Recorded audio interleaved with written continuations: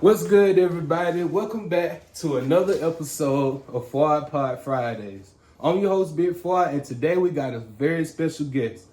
The guest has dedicated his life to education, leadership, mentorship, and helping students reach their goals. He's made an impact on countless people and continues to be a respected figure in the community. Today we're going to talk about the leadership, education, and life lessons of Dr.Kelby Lamar.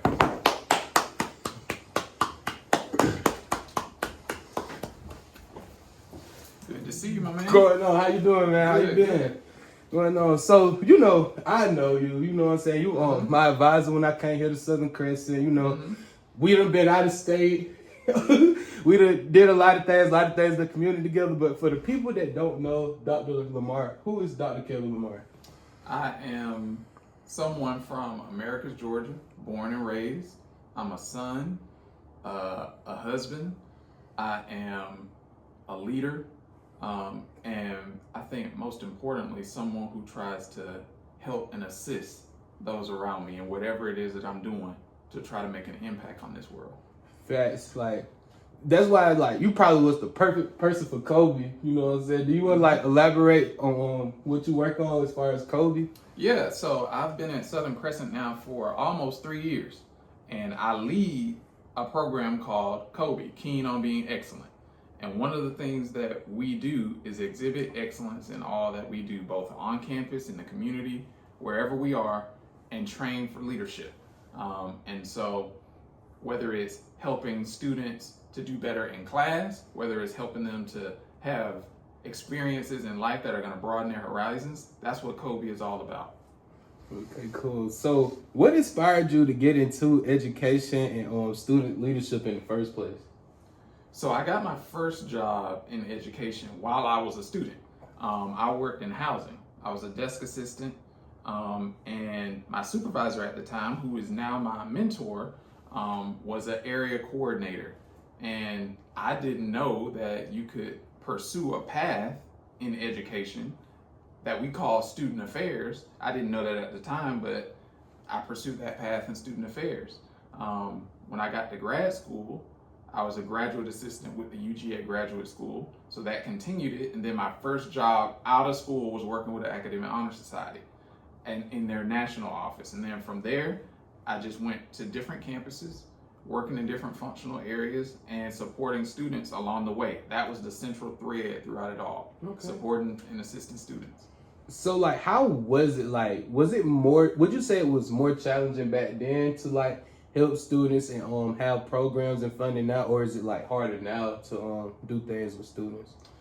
I think so. It's twofold. I think back then a lot of the times things were difficult because maybe there weren't as many options available for students, weren't as many resources. So you had to get creative and be kind of thinking outside of the box to help the students. Nowadays, you've got resources any and everywhere. There are tons of opportunities available, but there's also a lot of distractions as well. So that's a challenge today that maybe didn't exist back then, is fighting against those kind of disruptions and helping the students realize what they're here to do, and that's to get a degree. Facts. All right, so I'm gonna go on to the next question. I was gonna ask this though right before I go on. What was some of the ways that y'all got creative, to raise money and to go out there and do the things y'all need to do as students? So definitely partnering with community-based organizations. So whether that's fraternities and sororities, whether that's nonprofits in the area, anybody that has a mission of furthering those who need assistance, we want to partner with them. And so that's getting out in the community and blending whatever's happening in that respective town with the campus. And so that's being grassroots, hands-on, doing that work and utilizing your network. And I like what you said about, working together and stuff. Mm-hmm. If we had that mentality now, we could go way further now, even with how things are set up. Absolutely. Mm-hmm. But over the years, you work with a lot of students. What's one lesson young people need to know more than ever right now? I think one thing folks need to learn or to remember is that there is no failure, there is only lessons. You can't be afraid to fail in order to progress or to move forward. Okay. So don't let not doing your best at whatever it is you're trying initially hinder you from moving forward. You've got to have the confidence in yourself and the belief that by trying and reiterating over and over and over again, you're going to get better. It's an iterative process. And the better you get at it, you will then be able to realize your vision. But we all got to start somewhere. That's the most important thing. Don't let the bumps and the stumbles and the obstacles along the way prevent you from wanting to ever start. Right. So you would say like failure is just an option.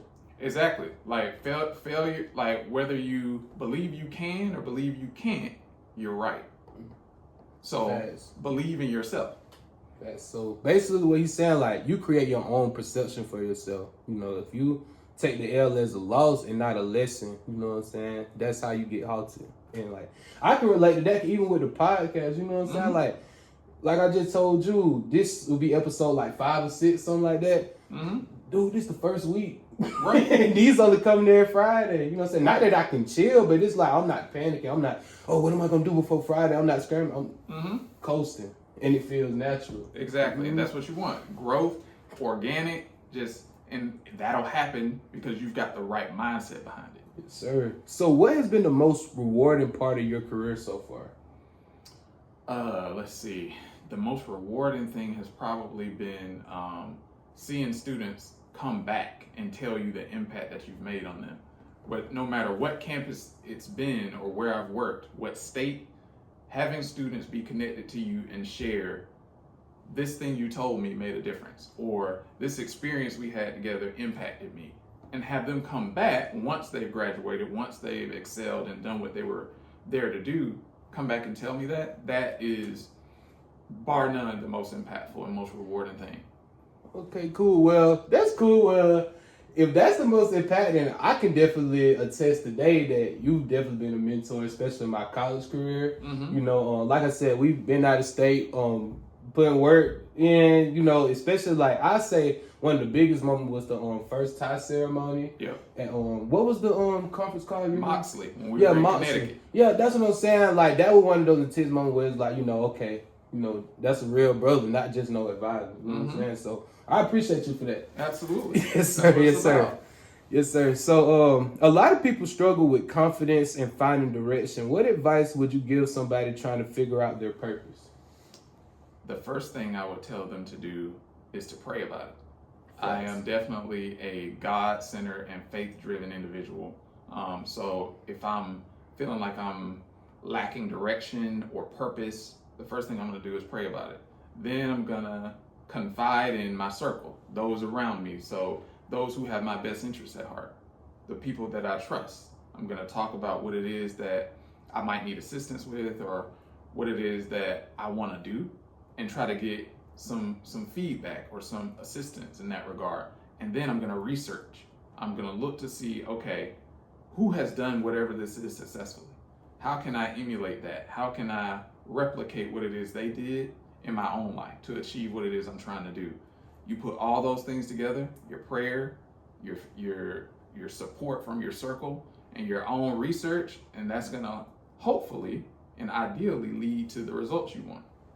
So like it's a lot of things that tie into that strategy, because like when you do that, you make sure you're intact strategically first of all, but physically, emotionally, like what's like all the things you do to make sure it's intact with everything you're doing?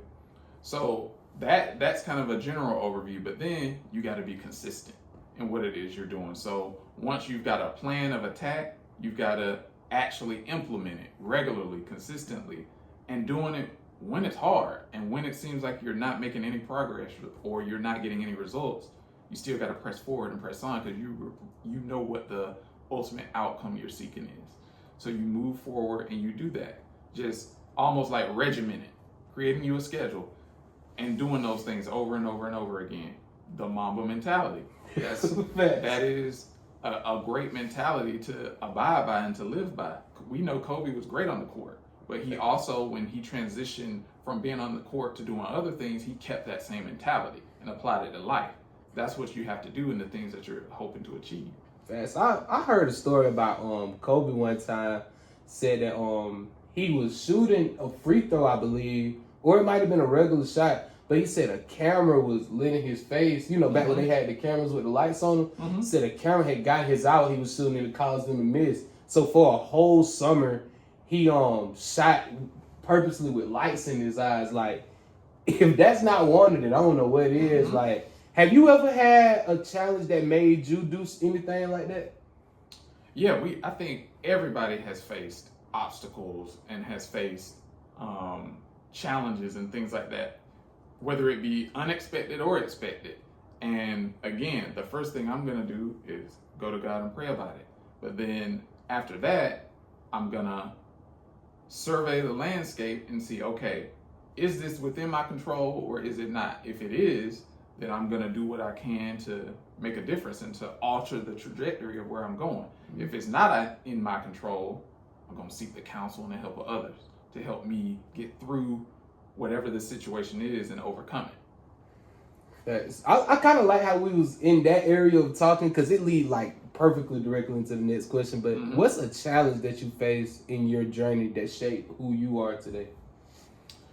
Let's see. I would say definitely probably I wasn't exactly a first-gen college student because my dad went, but he was non-traditional.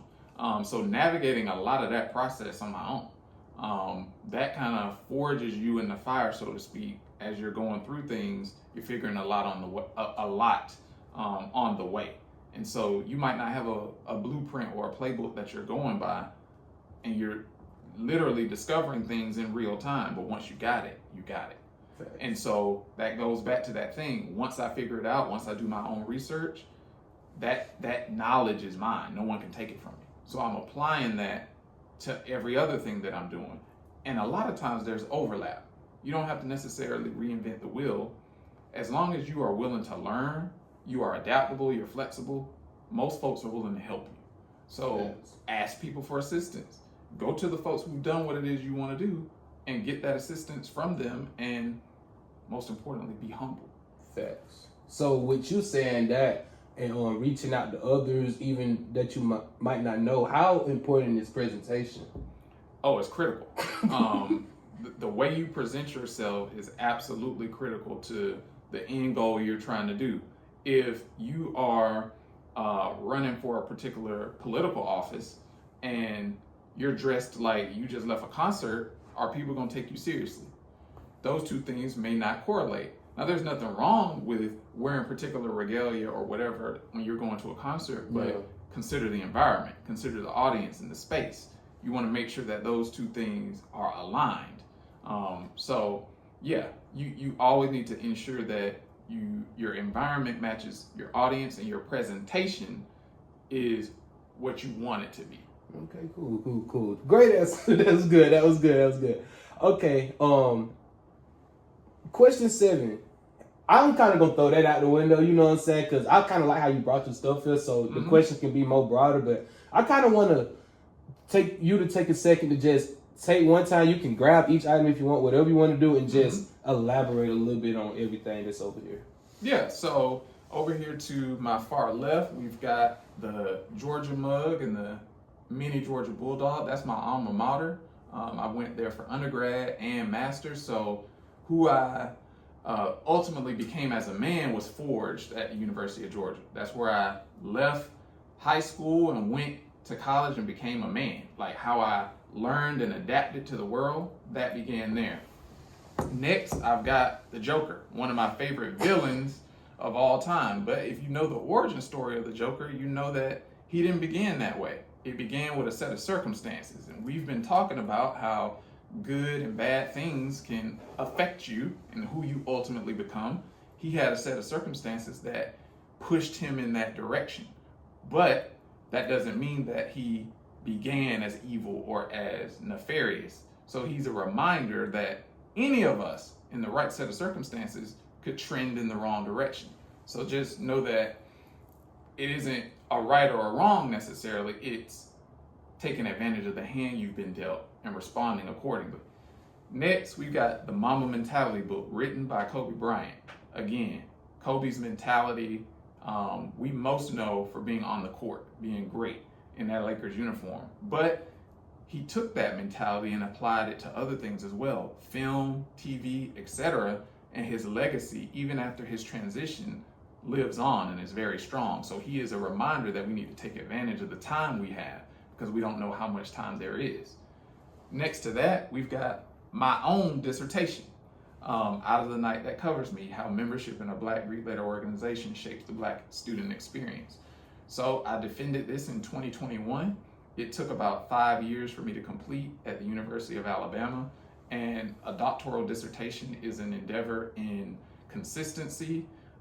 It is in effort and resilience, because you will face a lot of challenges, a lot of obstacles and setbacks along the way, but you've got to, again, remember the outcome and what it is that you desire and continue to press forward. And that's what I did. And so that resulted in me being able to write this amazing document and reflect the experiences of some students that I worked with along the way. And then lastly, this brick here is from my experience and my membership in Kappa Alpha Psi Fraternity Incorporated, the world's best and greatest fraternity, crossing in fall 2013 with my 4 line brothers. And so this brick is a constant reminder of what achievement in every field of human endeavor represents and what it means. And when you are facing obstacles, when you are facing challenges and all of those sorts of things, the experiences that we had while pledging this wonderful fraternity are a reminder